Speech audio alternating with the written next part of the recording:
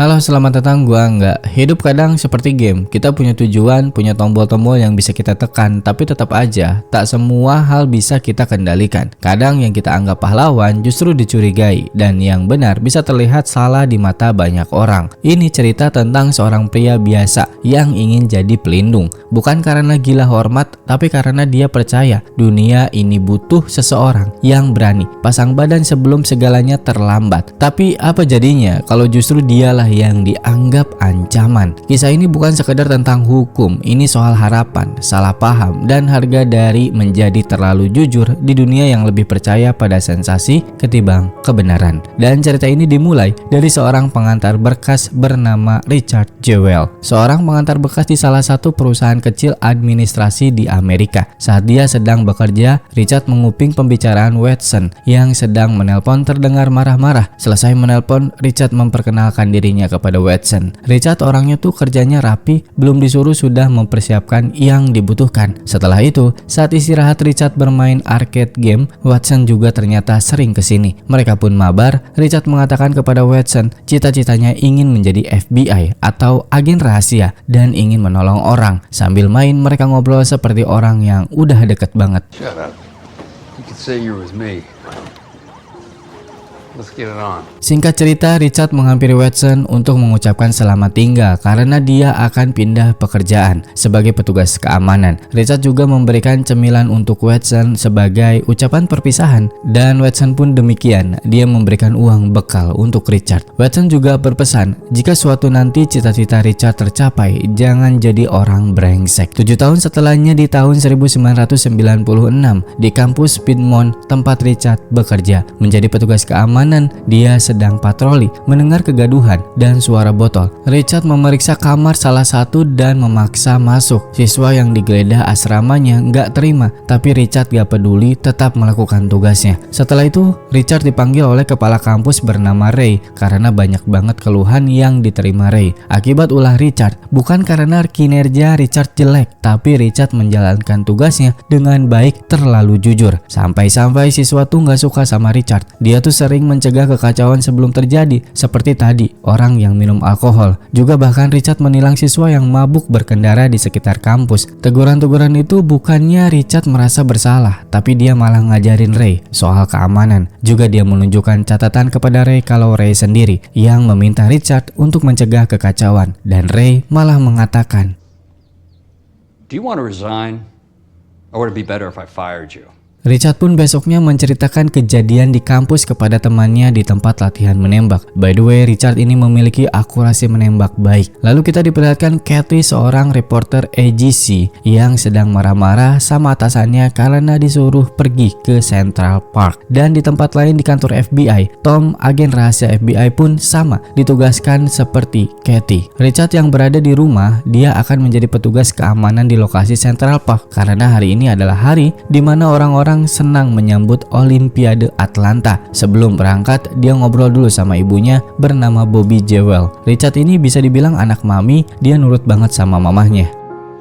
Heck yeah, you're still a good guy, warding off the bad guys, aren't you? Malam tiba, pembukaan Olimpiade diadakan yang dibuka oleh Muhammad Ali. By the way, ini tuh footage asli saat kejadian karena memang film ini diangkat dari kisah nyata. Malam itu semua orang bergembira menonton konser. Richard juga menjalankan tugasnya dengan baik membantu kru. Tom dan Kathy juga berada di sini. Mereka sudah saling mengenal. Richard yang seperti kita kenal, dia benar-benar baik, perhatian, memberikan minum cuma-cuma pada wanita hamil. Lalu dia juga memberikan minuman kepada petugas polisi sambil ngikut untuk ngobrol. Di tengah obrolan, Richard melihat orang mencurigakan membawa tas. Yang lain merasa itu orang biasa, tapi tidak dengan Richard. Dia mengejarnya, bertujuan untuk memeriksa tas itu. Tapi ternyata isinya cuma minuman bir doang. Besoknya, Richard masih berada di rumah sebelum berangkat. Dia merasa nggak enak perut, BAB mulu pagi ini. Tapi dia masih tetap akan pergi untuk bekerja. Malam hari kedua masih diadakan pesta, namun bedanya sekarang Richard sambil nahan BAB. Karena udah nggak kuat nahan, dia pun pergi ke toilet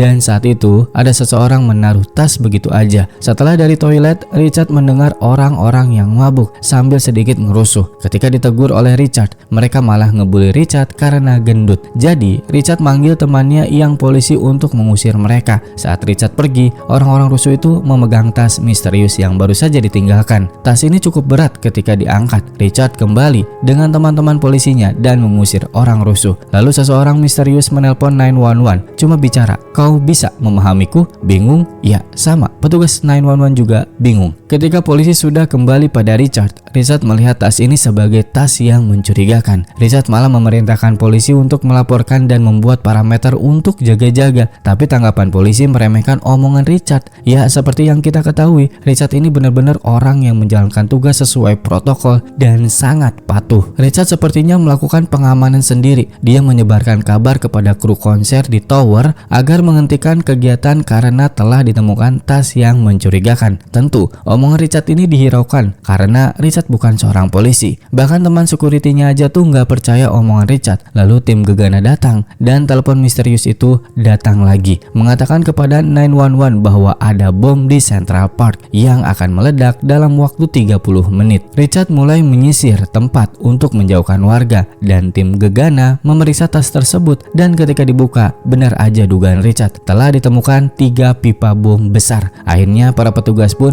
menyuruh mundur warga yang menonton konser menjauh dari tempat. Tapi yang namanya warga yang ngeyel minta ampun, terutama di negeri sendiri, masih aja sulit untuk diamankan karena memang petugas gak bilang bahwa telah ditemukan bom untuk mencegah kekacauan. Kru masih bebal, ternyata mereka masih berada di gedung kontrol. Richard pun langsung ngasih tahu kalau ditemukan bom. Baru mereka mau pergi, Richard kembali mengatur. Kebetulan Tom juga ikut serta. Namun waktu sudah berjalan terlalu lama dan bom pun meledak. Guys, move away from the tower! Come to butt!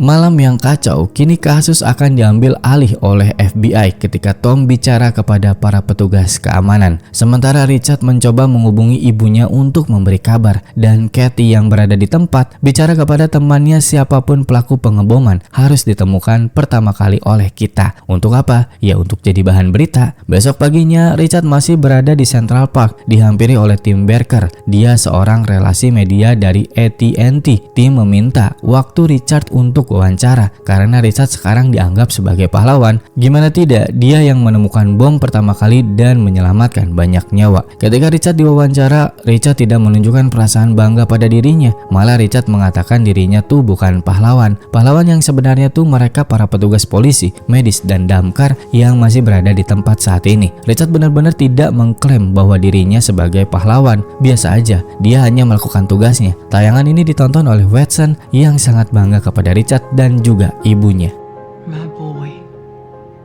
Selesai wawancara TV, Richard dihampiri lagi oleh orang penting. Kini seorang penerbit buku bernama Brenner. Dia ingin menulis tentang Richard. Richard sorenya pulang bertemu dengan ibunya yang shock karena anaknya viral di mana-mana. Bahkan Bobby sendiri mendapatkan banyak telepon dari orang untuk bertanya soal Richard. Sementara di kantor FBI, Tom frustasi atas kejadian saat itu karena kurang pengawasan oleh FBI. Lalu datang seseorang menyuruh Tom untuk menyelidiki seseorang yang dicurigai sebagai tersangka. Siapa dia? Richard. Dia dicurigai sama FBI. Ada yang lebih greget nanti setelah ini. Pagi hari Richard berangkat kerja. Dia mendapatkan spotlight. Semua orang kagum kepada Richard. Dan sementara FBI menemui Ray menghubungi FBI karena dia memiliki rasa curiga terhadap Richard. Ray mengatakan bahwa Richard itu orang yang haus akan perhatian. Ray menilai selama Richard bekerja di sini, dia selalu membuat gaduh, ingin diperhatikan. Padahal Richard hanya melakukan tugasnya aja. Kecurigaan Ray ini hanya berdasarkan asumsi dia. Ray menunjukkan ketidaksukaannya kepada Richard dan Ray mengatakan kepada FBI, I had information pertinent to the fact which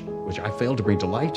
Di kantor FBI sedang mengadakan rapat. Patrick presentasi menceritakan tentang Richard. Baginya Richard adalah pahlawan palsu. Semua kejadian saat itu adalah rencana dirinya agar dianggap sebagai pahlawan. Aneh bukan? Tapi ini terjadi beneran. Apa yang telah dikatakan Patrick, semua orang di tempat setuju, termasuk Tom. Jadinya Richard dalam pengawasan FBI. Kita ke kantor Watson. Nadia, asisten Watson, mengabarkan kalau Richard menelpon. Richard menelpon meminta bantuan Watson untuk menjadi pengacaranya karena Richard nggak ngerti kok tiba-tiba ada yang minta Richard dijadikan buku. Lalu Watson bilang jangan pernah menandatangani apapun sebelum konsultasi pada Watson. Pada malam hari, Bill Miller, anggota GBI, semacam organisasi investigasi. Bill datang ke sini untuk ngobrol sambil makan malam. Dalam percakapan mereka, Richard menjelaskan tentang bom. Richard tuh belajar soal bom, dia tuh tahu kandungan yang ada dalam bom tersebut. Juga Richard malah lebih mengetahui kemungkinan bom tersebut tuh ada timernya. Karena jika bom pemicunya terkena sentuhan atau sejenisnya, seharusnya orang-orang rusuh pada waktu itu akan menjadi pemicu ledakan bom.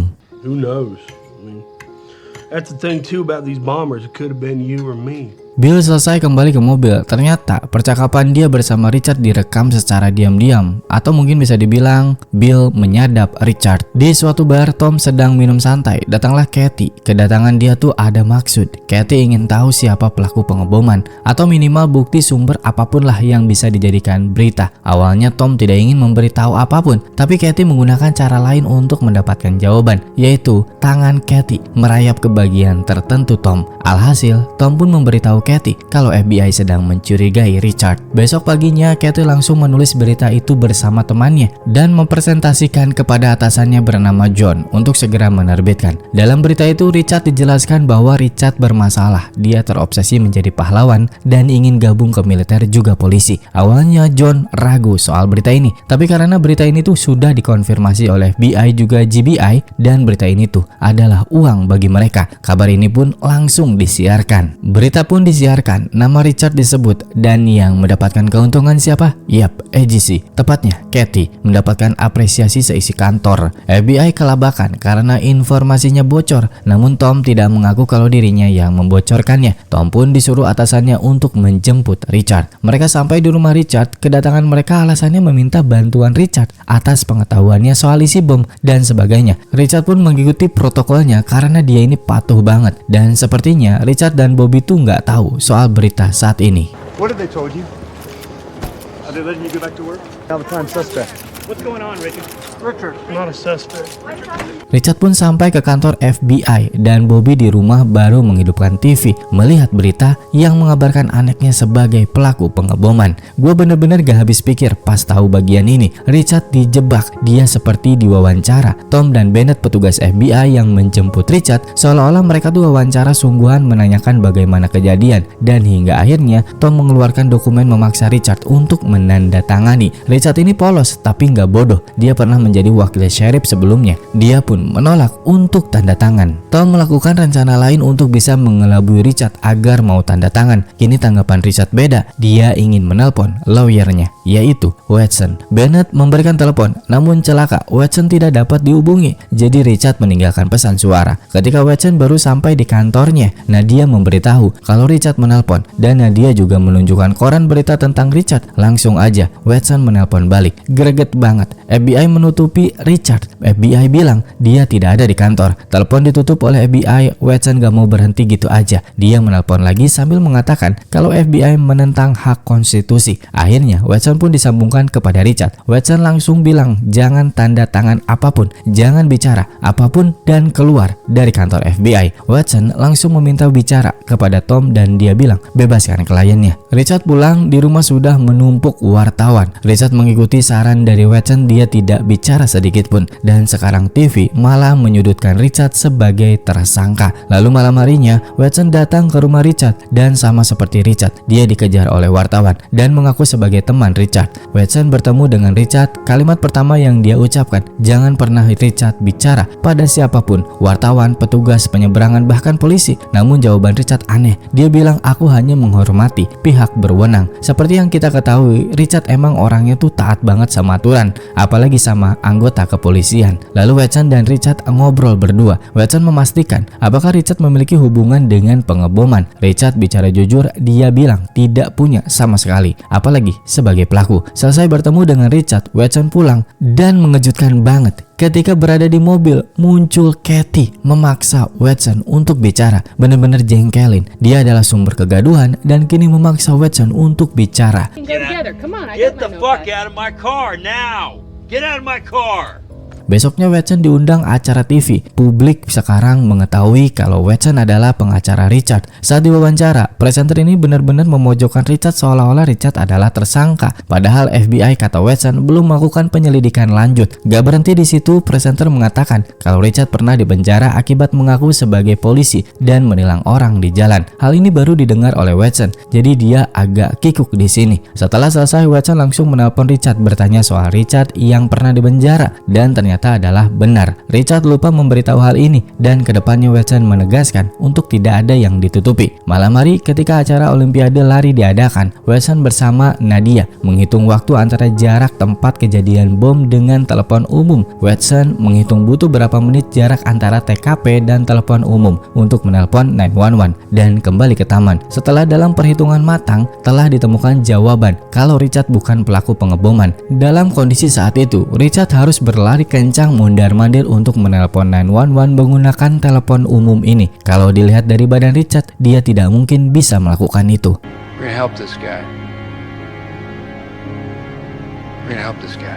Besoknya FBI akan melakukan penggeledahan rumah Richard. Watson berpesan kepada Richard untuk tidak bicara sepatah kata pun. Lalu Watson meminta Richard mengumpulkan senjatanya di tempat tidur. Dan ternyata senjata yang dimiliki oleh Richard banyak banget. Mana senjata berat semua. Udah kayak persiapan dari serangan zombie. Tapi Richard bilang alasan suka mengkoleksi senjata ini karena dia suka berburu. Watson untuk terakhir kali bilang kepada Richard untuk tidak bicara dengan FBI. Lalu FBI mengetuk pintu dan mereka semua masuk. Richard ini bebal. Dia malah kooperatif bicara kepada FBI, malah membantu pemeriksaan FBI. Ego tinggi Richard, dia ingin menunjukkan kalau dirinya juga adalah penegak hukum. Semua barang-barang diambil termasuk Tupperware Bobby dan Tom meminta untuk keluar semua agar FBI yang melakukannya. Saat Watson dan Richard menunggu di luar, Bobby keluar sambil marah karena FBI membawa pakaian dalam Bobby. Bobby merasa nggak terima, lalu mengejar FBI dan Watson menyusulnya. Di sini letak biadab FBI lagi. Tom mengajak masuk Richard dan parahnya Richard malah mengikuti. Sementara Watson tertahan oleh wartawan sambil memberikan pernyataan kalau Richard bukan pelaku pengeboman. Celaka, FBI kembali lagi mau menjebak Richard. Tom dan Bennett menyuruh Richard mengatakan ada bom di Central Park. Waktumu 30 menit lagi. Kalimat yang sama seperti yang diucapkan oleh pelaku sebenarnya. Tom bilang ini hanya untuk contoh suara dan akan membersihkan nama Richard. Dan Richard malah mengikuti instruksi dari Tom. Alasannya ingin membantu petugas karena dirinya juga seorang penegak hukum. Tiba-tiba Watson datang, tapi terlambat karena Tom sudah mendapatkan apa yang dia inginkan. Di sini kesal banget dah. Richard malah membela Tom. Dia mengaku karena sukarela melakukan ini. Malam tiba, pemeriksaan FBI telah selesai. Di sini Richard merasa kesakitan di bagian dada. Semua masuk ke dalam. Bobby heran kenapa FBI mengambil Tupperware dan kaset Disney. Lagi dan lagi Richard malah menjelaskan prosedur FBI kepada ibunya. Seolah-olah ini tuh biasa. Richard seperti berada di pihak FBI. Bobby pun kesal dengan sikap anaknya. Lalu datang Nadia membawa makanan untuk membantu. Sementara di kantor AGC, Kathy semakin menjadi-jadi memberitakan Richard dengan berbagai sebutan dan clickbait. Dan di kantor FBI sedang memeriksa barang-barang Richard. Besoknya FBI minta helai rambut Richard. Semakin aneh dan membingungkan. Watson di sini meminta FBI lebih baik memeriksa telepon 911 pada saat itu daripada menyelidiki Richard. Jawaban Tom malah ngegas. Dia nggak peduli dengan telepon 911 malam itu. Setelah selesai FBI pulang, amarah Watson sudah tidak bisa dibendung karena sikap Richard yang selalu kooperatif dan menganggap mereka baik. Dan akhirnya mereka bertengkar. Lalu datang lagi Nadia, tidak bicara dan memberikan selembar kertas dengan tulisan tempat ini dan kantor kita disadap. Singkat cerita, selang beberapa hari, Dave, teman Richard yang kita lihat saat latihan menembak, dijemput paksa oleh Tom dan Bennett. Ternyata kata Dave, FBI sudah melakukan perhitungan soal telepon 911 bahwa memang tidak mungkin pelakunya adalah Richard. Maka dari itu FBI mau mengkambing hitamkan Dave sebagai pelaku penelepon, yang dimana Dave dituduh menjadi kaki tangan Richard. Terus FBI juga menyuruh Dave datang ke rumah Richard memakai penyadap seperti yang dilakukan Bill Miller. Tapi Dave menolak. Mendengar semua cerita ini, Bobby ketakutan dan mengurung diri. Richard membujuk ibunya agar keluar. Saat suasana sudah mereda, Watson mengatakan, You ready to start fighting back? Besoknya Richard dan Watson pergi untuk mengetes Richard menggunakan alat tes kebohongan, dan hasilnya Richard lolos dengan level tertinggi. Setelah itu Watson dan Richard ke kantor AGC memaki-maki dulu Kathy. Apa yang dilakukan Kathy adalah hal buruk. Dia menggiring opini publik. Kathy masih tetap pada pendirian salah dia bahwa apa yang dilakukannya adalah mengungkap fakta. Lalu Watson menemui John memberikan fakta terbaru soal telepon 911. Maka dari itu kini Kathy membuktikan sendiri. Dia menghitung waktu dari TKP bom dan telepon umum, dan dia menemukan jawaban. Benar, Richard bukan pelakunya karena tidak mungkin tepat waktu, jarak saat peledakan, dan telepon. Kathy kini kelabakan. Dia menemui Tom lagi, memberitahu kalau Richard memang bukan pelaku pengeboman. Jika dihitung dari bukti telepon umum, Tom bilang sebenarnya FBI sudah tahu. Apa yang dilakukan FBI adalah cuci tangan aja. Kathy mencoba untuk meminta penyelidikan FBI lanjut, tapi Tom karena sudah kecewa, dia meninggalkan Kathy. Keadaan kini menunjukkan kebenaran. Besoknya Watson bersama Bobby melakukan konferensi pers. Bobby berpidato mengatakan Richard bukan pelakunya, sambil menangis mengutarakan seluruh perasaannya selama 1 bulan ini. Hidupnya terus diganggu. Kathy berada di sini. Dia mendengar pidato Bobby hanya bisa menangis. My son is innocent. Please clear my son's name. Kini Watson dan Richard benar-benar melawan balik FBI. Mereka akan pergi ke kantor FBI. Sebelum masuk, Watson mengatakan kepada Richard untuk bicara seperlunya dan jangan berbohong. Jika tidak tahu apa yang dikatakan, minta istirahat, jangan berimprovisasi. Richard menunggu di luar sedangkan Watson dipanggil duluan untuk ngobrol soal aturan dasar untuk bicara. Watson kembali memanggil Richard dengan memberi kalimat semangat dan jangan pandang mereka lebih dari diri Richard, dan jangan lagi mencoba kooperatif. Seperti biasa, FBI memojokkan Richard, memberikan pertanyaan yang menyudutkan Richard sebagai pelaku. Sampai akhirnya Richard udah nggak tenang dan nggak nyaman. Dia melakukan improvisasi dengan memberikan pertanyaan, apakah FBI punya bukti untuk menuntutnya? Apapun itu. Apakah FBI menemukan bahan peledak di Tupperware ibunya? FBI diam 1000 bahasa. Dari pertanyaan Richard ini mengubah suasana. Yang tadinya FBI mencecar pertanyaan, sekarang diam dan tidak memiliki jawaban dari atas pertanyaan-pertanyaan Richard. Karena melihat situasi ini tidak memiliki tujuan, Richard pergi langsung pamitan. Mereka pulang, Watson mengabarkan kepada Bobby kalau Richard adalah anak yang hebat. 88 hari setelah investigasi dilakukan FBI, Watson dan Richard berada di restoran, dihampiri oleh Tom. Dia memberikan surat yang menunjukkan bahwa memang Richard tidak bersalah. Tapi Tom di akhir masih bilang dia yakin Richard ada kaitannya dengan bom waktu itu.